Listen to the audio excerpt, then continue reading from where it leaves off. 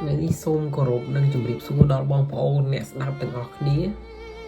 ដែលតាមដានស្ដាប់ channel របស់យើងខ្ញុំថ្ងៃនេះសលេងរៀងប្រែប្រួលទីភាសារៀងឈឺកបងប្អូនថ្ងៃនេះខ្ញុំលើកចំណុចទី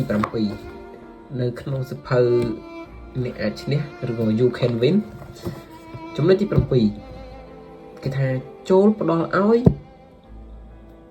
បានច្រើនជាងការទទួលងាយស្រួលទេដើម្បីជោគជ័យនៅថ្ងៃនេះប្រសិនបើអ្នកចង់នាំមុខគេនៅក្នុងជីវិតនោះចូលធ្វើឲ្យលើសគេដើរមួយជំហានបន្ថែម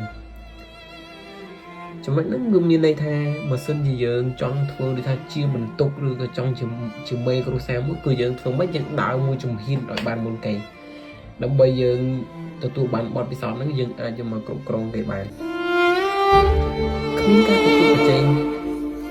មានការប្រកួតប្រជែងទេពេលដែលអ្នកធ្វើលើសគេដើរមួយជំហានបន្ថែមតើអ្នកអាចធ្វើអ្វីមួយឲ្យលើសពីអ្វីដែលគេជួយយើងបានដែរឬទេតើមានមនុស្សម្នាក់ដែលអ្នកស្គាល់នោះអាចធ្វើអ្វីមួយឲ្យលើសពីអ្វីដែលគេជួយនេះគឺជាគម្រោងមួយឧទាហរណ៍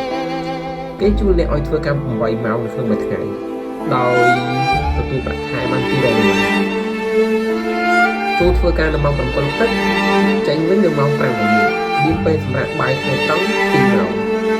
សួរថាក្នុងលក្ខខណ្ឌការងារបែបនេះតើមានច្រើនទៅធ្វើការនៅម៉ោងប៉ុន្មាន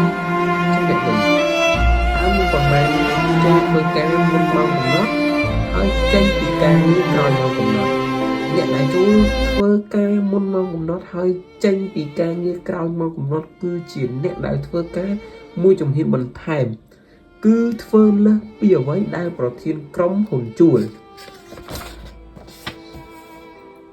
មនុស្សភាគច្រើនមិនចង់ធ្វើកិច្ចការដែលគេជួលឲ្យនោះទេ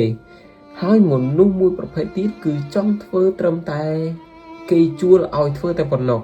ពួកគេបំពេញទៅតាមកិច្ចសន្យាដោយគ្រាន់តែចង់រក្សាអាជីពរបស់ពួកគេប៉ុណ្ណោះមានមនុស្សមួយភាគតូចប៉ុណ្ណោះដែលចង់ធ្វើការងារលើសពីអ្វីដែលគេជួលនោះហេតុអ្វីបានជាពួកគេចង់ធ្វើលើសពីអ្វីដែលគេបានជួលផលប្រយោជន៍នៃការធ្វើលើសពីអ្វីដែលគេជួលនោះគឺធ្វើឲ្យខ្លួនអ្នកកាន់តែមានតម្លៃទោះជាអ្នកកំពុងធ្វើអ្វីហើយធ្វើការនៅទីណាក៏ដោយវាធ្វើឲ្យអ្នកកាន់តែមានជំនឿជាក់លើខ្លួនឯងមនុស្សចាប់ផ្ដើមចាត់ទុកអ្នកដូចជាអ្នកដឹកនាំដែរអ្នកដទៃចាប់ផ្ដើមទុកចិត្តអ្នកប្រធានក្រុមចាប់ផ្ដើមគោរពអ្នកវាបង្កើតឲ្យមានភាពស្មោះត្រង់រវាងអ្នកនៅក្រៅបង្គាប់និងអ្នកបង្គាប់បញ្ជាវាបង្កើតឲ្យមានកិច្ចសហការវាបង្កើតឲ្យមានមោទនភាពនិងភាពរីករាយប្រសិនបើយើងធ្វើការលើសគេតើមានការប្រជែងមកពីណាប្រសិនបើអ្នកធ្វើការជូនមនុស្សម្នាក់